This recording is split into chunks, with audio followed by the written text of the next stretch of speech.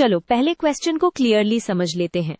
तुमसे पूछा जा रहा है कि यूनियन ऑफ इंडिया का मतलब क्या है और फिर उसका स्ट्रक्चर, फॉर्म, नेसेसिटी, चैलेंजेस और फ्यूचर को एक्सप्लेन और इलैबोरेट करना है। मतलब डेफिनेशन प्लस डीप एनालिसिस दोनों चाहिए। Let's use a simple diagram to make the relationship easier to see. अब हम इस डायग्राम से ओवरऑल स्ट्रक्चर को माइंड में नीटली सेट कर लेंगे, फिर लिखना इजी हो जाएगा। सबसे पहले यूनियन ऑफ इंडिया का सिंपल मीनिंग पकड़ते हैं। यूनियन ऑफ इंडिया का आइडिया ये है कि इंडिया एक सिंगल पॉलिटिकल एंटिटी है जिसमें स्टेट्स और यूनियन टेरिटरीज मिलकर एक ही नेशन बनते हैं।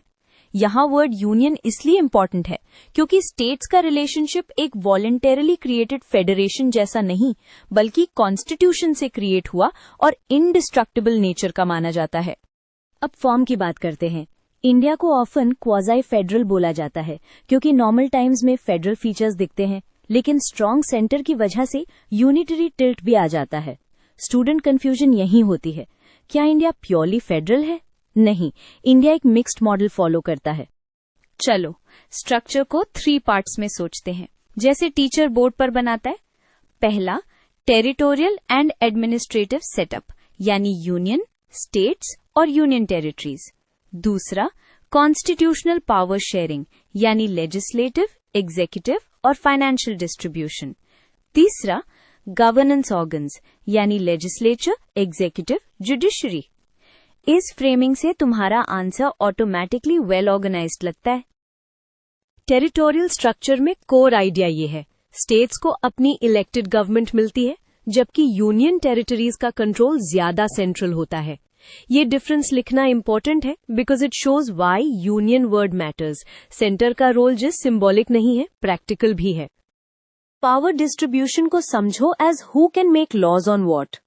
यूनियन लेवल पे नेशनल इंपॉर्टेंस वाले सब्जेक्ट्स, स्टेट लेवल पे लोकल इंपॉर्टेंस और कुछ टॉपिक्स शेयर्ड होते हैं। ये पार्ट आंसर को एनालिटिकल बनाता है क्योंकि स्ट्रक्चर का हार्ट यही है। अब organs of government, legislature, executive और जुडिशरी।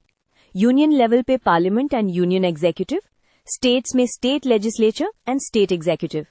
जुडिशरी एक इंटीग्रेटेड सिस्टम है, सुप्रीम कोर्ट से हाई कोर्ट्स और सबऑर्डिनेट कोर्ट्स तक।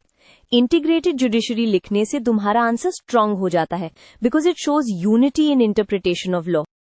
नेसेसिटी पे आते हैं, why we need this union structure. सोचो इंडिया डाइवर्स है, लैंग्वेजेस, रीजन्स, रिलीजन्स, इकोनॉमी। अगर सेंटर वीक होता, कोऑर्डिनेशन डिफिकल्ट होती।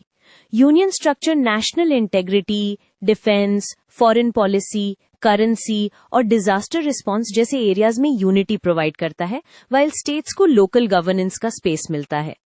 अब चैलेंजेस यहाँ डेप्थ दिखानी होती है। First, centre state tensions, powers, funds, policy control.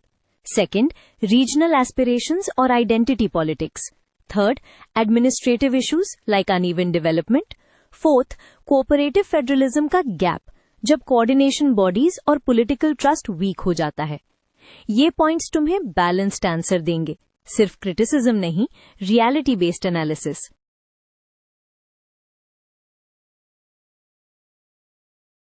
Future को एक्सप्लेन करते वक्त तुम्हें डायरेक्शन दिखानी होती है, कैसे यूनियन ऑफ इंडिया इवॉल्व हो सकता है। एक साइड पे stronger cooperative federalism, better consultation, shared decision making. दूसरी साइड पे फिस्कल रिफॉर्म्स, स्टेट्स को प्रिडिक्टेबल रिसोर्सेज। तीसरा, technology and data driven governance for transparency. और सबसे important, unity with respect for diversity. ये यूनियन आइडिया का लॉन्ग टर्म फ्यूचर है। अब लास्ट में कंक्लूजन रैप अप। तुम एक लाइन में डिफाइन करो, फिर बताओ that India is a union with federal features and a strong centre created to manage unity and diversity together. Ending crisp रखोगे तो एग्जामिनर को लगेगा कि तुम्हारा आंसर कंप्लीट और स्ट्रक्चर्ड है।